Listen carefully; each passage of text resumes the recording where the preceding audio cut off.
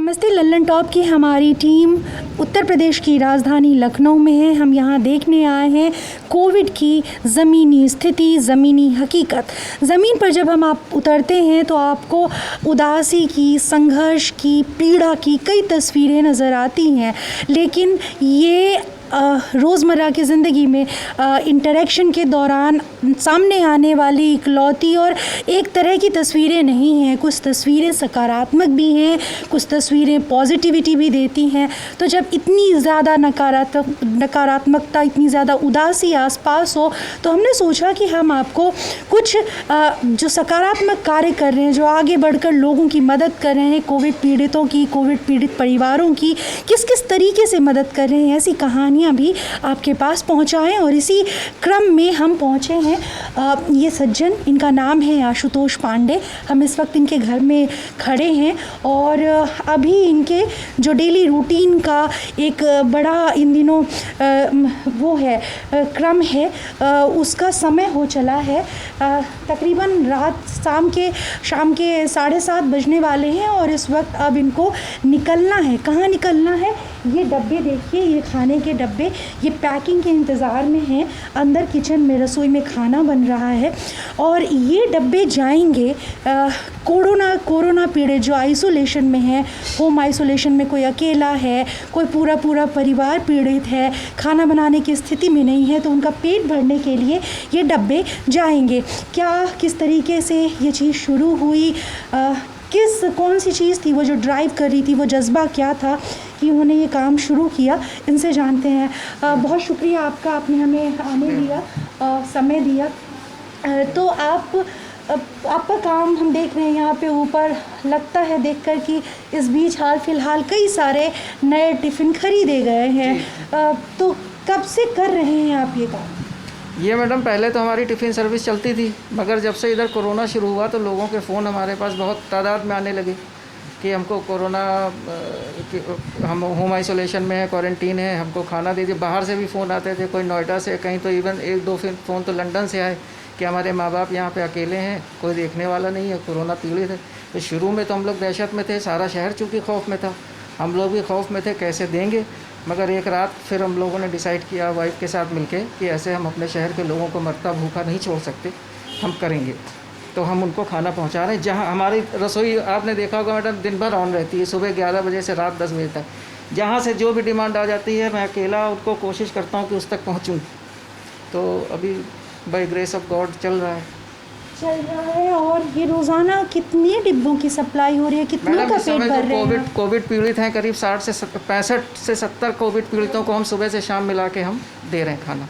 और दोनों वक्त का खाना पहुंचाते हैं? दोनों वक्त का खाना जी। कोई मॉनिटरी कितनी चार्जेस लेते हैं आप? मैडम कोविड पीड़ितों से हम कोई चार्जेस नहीं ले रहे हैं फिलहाल के लिए। अच्छा, आप उन्हें निःशुल्क सेवा मुहैया? जी मैडम, निःशुल्क हम दे रहे हैं।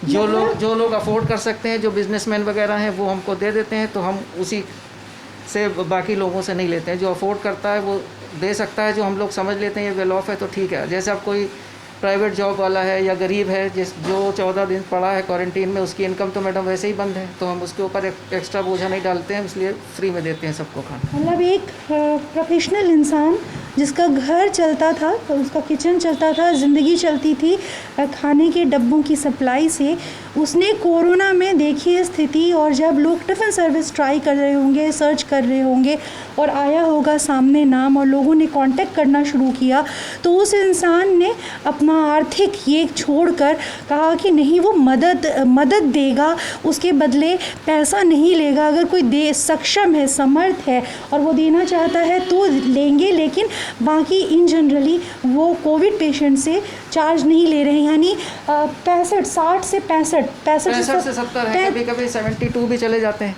65 से 70 लोगों का आप पेट भर रहे हैं रोज़ाना, दिन में 2 बार आप खाना पहुंचा रहे हैं। पेट क्या, हम लोग तो माध्यम है, पेट तो ऊपर वाला ही भर रहा है, मगर हाँ जितना हमसे लिमिटेड रिसोर्सेज में हमारे शहर के लिए बन सक रहा है उतना हम कर रहे हैं अपनी तरफ से। ये विनम्रता है आपकी, इसलिए आप ये बात कह रहे हैं, वरना काम तो ये बहुत बड़ा है।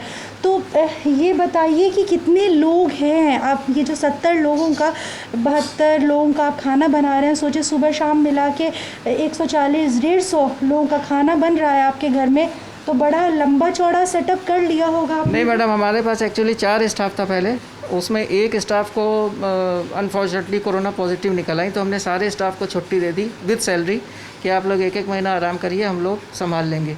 अच्छा, बंद करना इसलिए हम लोग अफोर्ड नहीं कर सकते हैं कि जो हमारे भरोसे बैठे हैं पीड़ित, तो उनको अब आदत पड़ गई है खाने की, अब वो बेचारे कहाँ जाएंगे। तो हम और हमारी वाइफ हैं, दिन भर हम लोग मैं सब्ज़ी काट देता हूँ, वो खाना बनाती हैं, तो ऐसे मिलजुल के हम लोग अभी चला रहे थे। आप खुद ही मतलब आप और आपकी पत्नी है, आपकी पत्नी है इस वीडियो में, अगर ये ना रही तो ये हमारी वीडियो जो लड़की है दूसरी वाली, ये गेस्ट है हमारी आई हुई है, तो उसने कहा हम भी मदद कर देते हैं। ये कौन है? ये हमारी वाइफ। ये आपकी वाइफ है? आपकी वाइफ, वही मैं कह रही थी, आप नहीं हो मैम, तो ये वीडियो पूरा नहीं हो पाएगा, क्योंकि ये आप दोनों, उन्होंने कहा कि दोनों ने मिलकर फैसला किया कि इस वक्त शहर की ऐसी हालत है तो छोड़ नहीं सकते लोगों को, जो मदद के लिए आ रहे हैं उनकी मदद करेंगे, पैसा नहीं देखेंगे।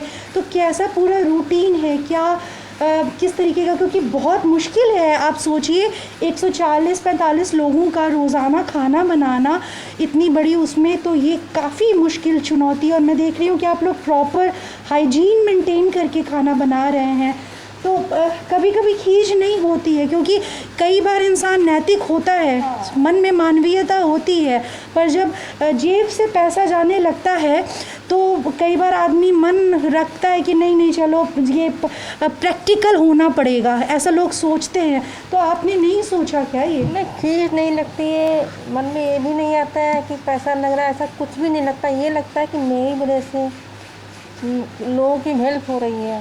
ठीक है, ये जो जिनकी हम हेल्प कर रहे हैं वो मेरी फैमिली मेम्बर्स हैं।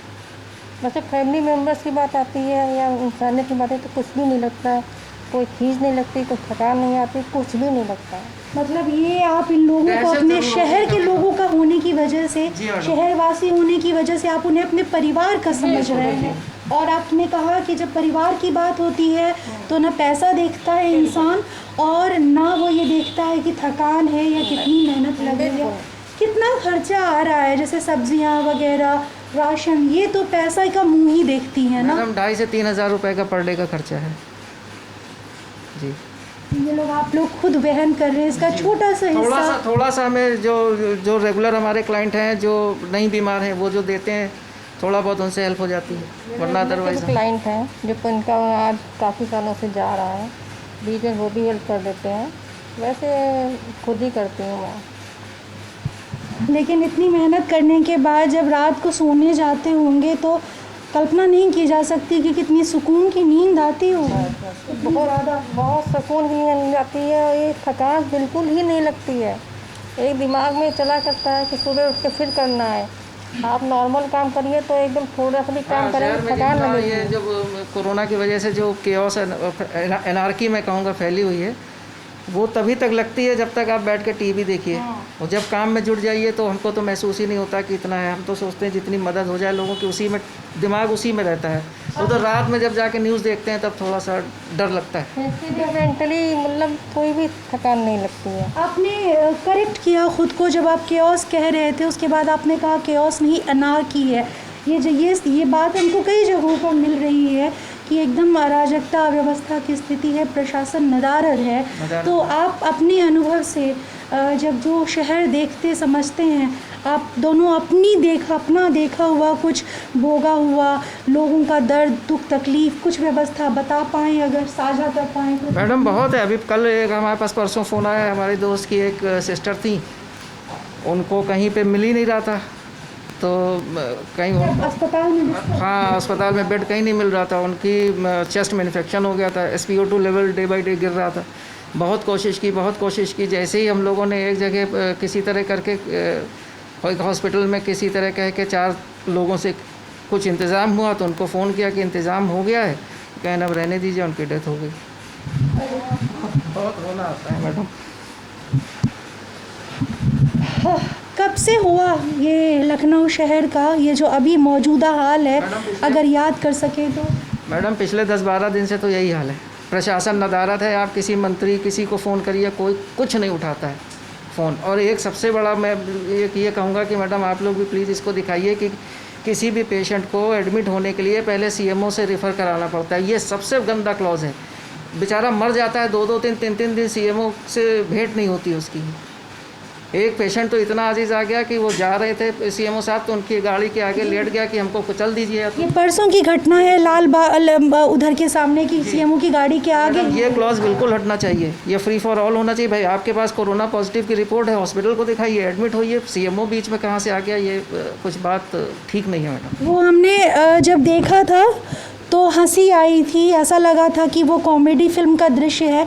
जब मुन्ना भाई MBBS में मुन्ना हाथ उठाकर पूछता है कि कोई स्ट्रेचर पर खड़ा लेटा आदमी वो मरने की हालत में है, तो वो इलाज करवाने के लिए पहले उसको इलाज मिले कि वो फॉर्म भरेगा, तो उस समय हंसी आई थी। लेकिन वो स्थिति अभी ज़मीन पर दिख रही है। वही स्थिति मैडम, यहाँ लखनऊ की बहुत बुरी स्थिति है। कोई मैं क्या कहूँ, लखनऊ को तो लग रहा है लावारिस हो गया, कोई है ही नहीं।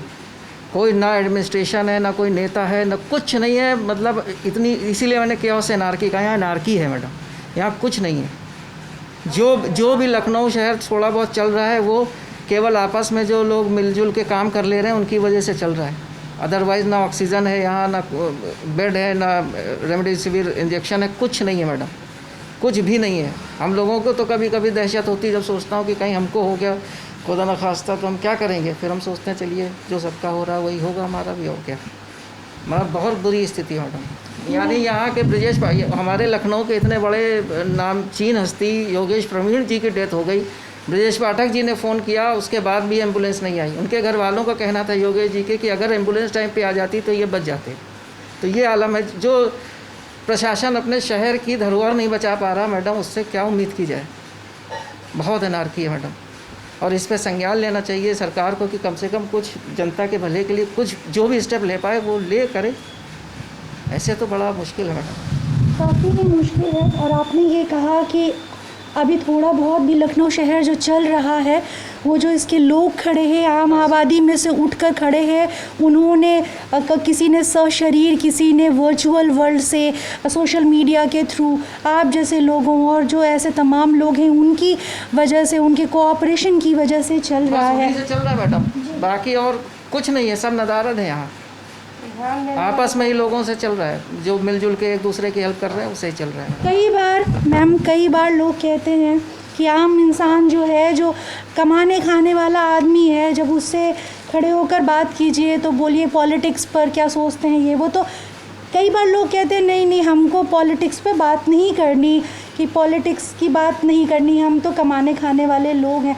आपको क्या लगता है, पॉलिटिक्स ज़रूरी है, दिलचस्पी? क्योंकि जिस तरीके की अभी हालात हैं, जिस तरीके की स्थिति है, वो चीज़ें सरकारों के करने की हैं, सरकारों के नोटिस करने, काम करने की हैं। तो ऐसे में क्या महसूस होता है कि पॉलिटिक्स में दिलचस्पी लेना ज़रूरी है? दिलचस्पी इन द सेंस पॉलिटिक्स में इतनी तो होनी चाहिए कि पॉलिटिक्स में हमको हमेशा जागरूकता तो होनी चाहिए कि सरकार क्या कर रही है, किन मुद्दों पे वोट उसने मांगा है और काम क्या कर रही है। इलेक्शन होता है तो वोट मांगने आते हैं, तब तो बहुत कुछ कहते हैं। जब इलेक्शन हो जाता है उसके बाद कोई किसी को ध्यान ही नहीं देता है। इतना तो इंसान दिमाग सोचना चाहिए कि इसको कैसे बोलते हैं। आपके परिवार वाले जो आपके सगे संबंधी हैं, बिल्कुल सगे, आपके माता पिता, भाई बहन, बच्चे होंगे, वो सोचते होंगे, जैसे आप डिलीवरी के लिए खुद जाते हैं, आपने बताया, ठीक है।